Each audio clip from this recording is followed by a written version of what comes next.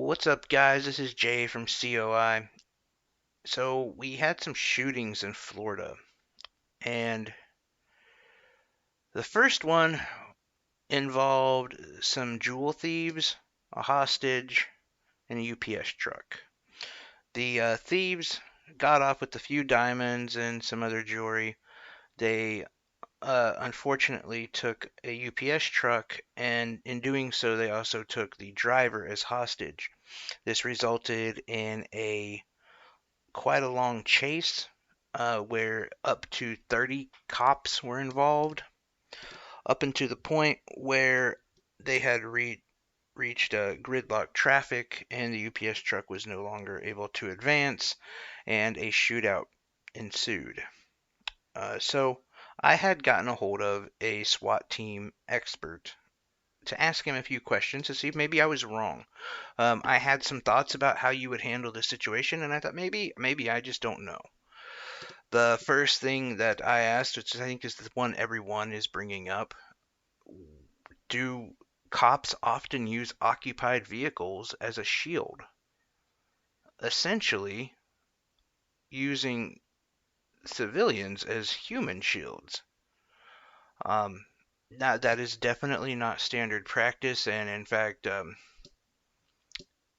this particular gentleman who I was speaking to said he's never seen anything like that, and it's completely ridiculous. It's completely unwarranted. And the other thing that I asked him, and directly resulting in that, do cops often open up fire in a crowded area like that? And he said that also not a typical practice. Now, in this situation, it was reported that the criminals opened fire first, and I think that that is noteworthy. But as even the expert pointed out, and something I was thinking as well, why did the police chase the vehicle in the manner in which they did? A UPS vehicle has anywhere from about 3 to 7 different sensors on it, including a GPS that is backtracked, which means their hub can find out where they're at. Now, UPS puts these in every one of their trucks for efficiency. I mean, for them, time is money. And if you have a driver who decides to stop and get a burger instead of delivering his packages, well, then he gets fired. So the police officers involved in this situation could have easily just tracked this UPS truck, wait till it's into an isolated area, and potentially when they thought they were home free, and then pounced on them. Who knows if they did it that way? Maybe the hostage would still be alive, and I'll tell you one person who definitely would be alive, and it was a person who is in one of those occupied vehicles who was shot uh, by one of the thieves. Uh, but they were look they're the one who shot him, and that's awful. But the police officers who were hiding behind that civilian's vehicle, I think, are just as much to blame because those police officers were calling for them to shoot at them at that spot. It is probably one of the most egregious, disgusting things I've seen our cops do in America. I know you're going to talk about a lot of other things, and I would be on track with that, but in this kind of situation, I don't understand what would be going through your head. It's the most pathetic lack of common sense I've ever seen, um, especially on such a big stage. I mean, you know this is going to be huge. There's that many cops, gridlock, jewelry heist, 200 shots fired, and you take cover behind civilians. Um, Nothing will probably be done, but a lot should be done.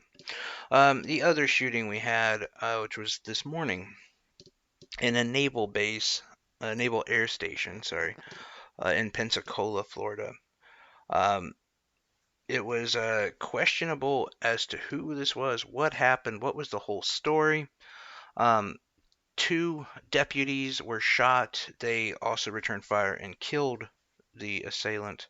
and 2 others were killed when a Saudi military nationalist had I'm not sure if he had obtained a gun while in the air station or if he had brought a handgun with him. Either way, he was not supposed to have this handgun, but he had brought it in, but he had used it to do the shooting. Here again, we have a situation where how should we respond? I think the main thing that we should do is we should pull our military out of Saudi Arabia and say, well, we're done protecting your resources. And so for any of you who are like, well, but that's not really Saudi Arabia. No, I think shooting or no shooting, we should do that. But this was a foreign military personnel doing a shooting in one of our military bases. This has to be addressed. Will America address it? No, they won't. Look what happened when Saudi Arabia took one of our reporters and brutally murdered them. Most likely, the 2 things I can think of that will happen out of this are a terrorist task force of some sort, and I'm using quotation marks because I'm sure they'll come up with some edgy, badass name, in which Saudi Arabia and America works together. America, of course, having to do the brunt of the work.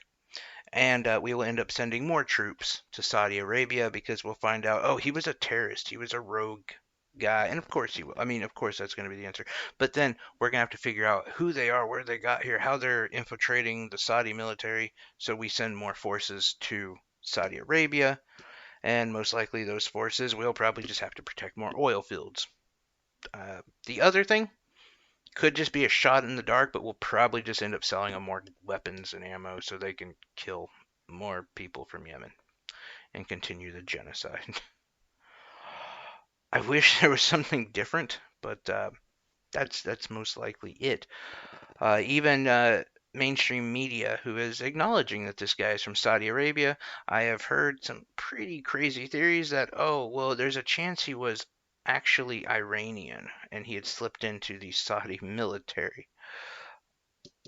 If our vetting is so bad that when we let foreign soldiers train at our bases that we can't figure out where they're from, well, Mr. President, you need to stop worrying about the southern border and worrying about who's being allowed to get into our military bases. I don't think that's true, though.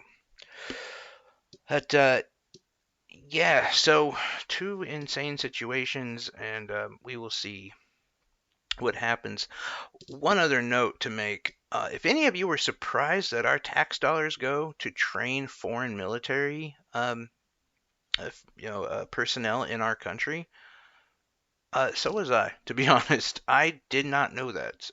I kind of looked into that, and um, we pay up into like the millions of dollars to train other militaries in our military bases. Very odd. I don't know why we do that. We should not.